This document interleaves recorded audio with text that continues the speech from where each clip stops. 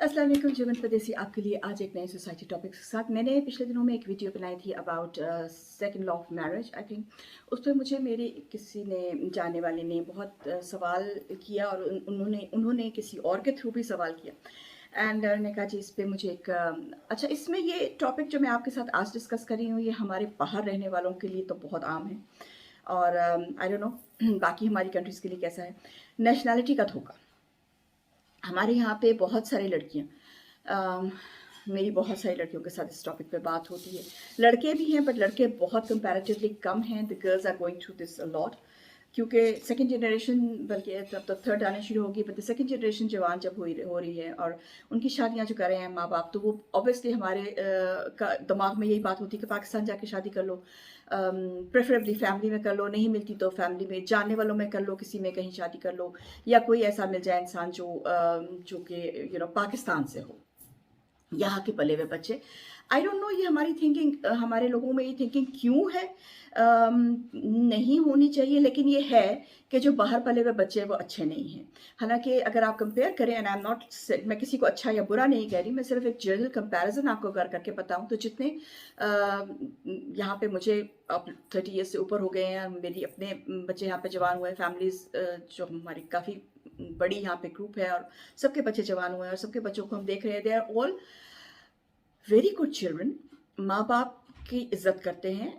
पढ़ाई में अच्छे हैं, अच्छे करियर्स बनाए हैं, अच्छी जॉब्स पे लगे हुए हैं, शादियां की हैं, they are holding their marriages.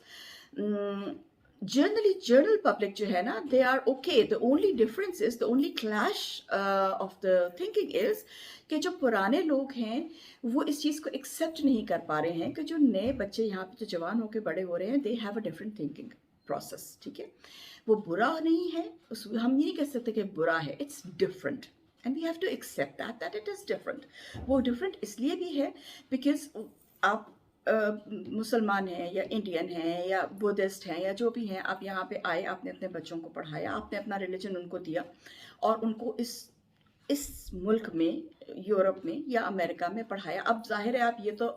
उनके स्कूलों में वो पढ़े हैं, तो आप ये तो एक्सपेक्ट नहीं कर सकते कि वो उनका कल्चर अडॉप्ट नहीं करेंगे, किया, लेकिन उसको बैलेंस में रखें। नेशनैलिटी का धोखा ज़्यादातर जो है वो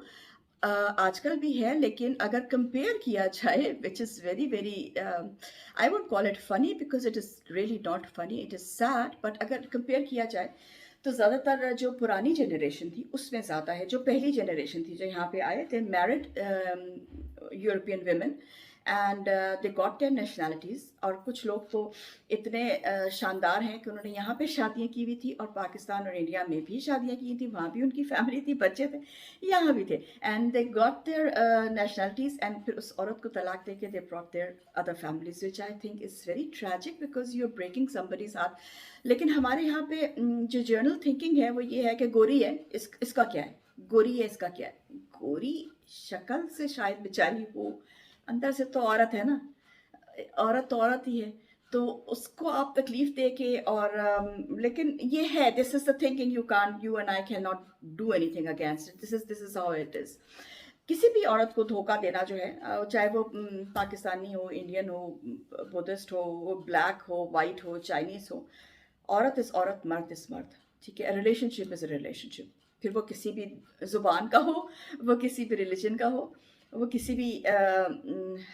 नेशनैलिटी का हो। लेकिन हमारे यहाँ पे ये है कि जी यूरोप का वीज़ा मिलने के लिए, अमेरिकन वीज़ा मिलने के लिए शादी कर लो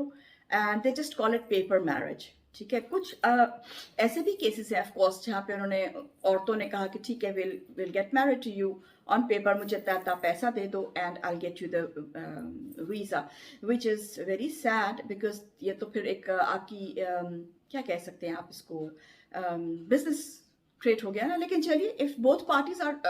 आर एक्सेप्टिंग दिस तो ठीक है, then okay, I personally think it's wrong, but फिर भी ठीक है, मतलब if both parties are saying okay तो ओके है। लेकिन ये होता नहीं है, ये 5% में सिर्फ होता है, बाकी 95% ये होता है कि दिल कम टू दैट वुमेन। अब तो, पहले तो गोरियों के साथ कर रहे थे, अब तो हमारी लड़कियां जो यूरोपियन लड़कियां हैं, I am talking about Europe, I don't know about America कितना ज़्यादा है, जो मैंने सुना है वहाँ पे भी रेट काफ़ी हाई चल रहा है इस चीज़ का, लेकिन हमारी यूरोप लड़कियों के साथ तो बहुत ज़्यादा हो रहा है, जिसमें मैं समझती हूँ काफ़ी ज़्यादा जो है वो पेरेंट्स का भी गलती है, क्योंकि पेरेंट्स ये समझते हैं कि जी, बहुत सारे पेरेंट्स के साथ मेरी बात होती है, and I I feel very, मैंने बहुत सारे ये कोशिश की है ठीक करने की, and I keep on doing it. Parents का सबसे पहले रिएक्शन ये होता है, ओ जी कुड़ी जवान हो गई है, मैं क्या, ए तो पहले ख़राब हो जाए, जाके ब्याह कर दो। ना, hang on a minute, what do you mean by ख़राब हो जाए, and what do you mean, तुम आपको अपनी तरबियत पे क्या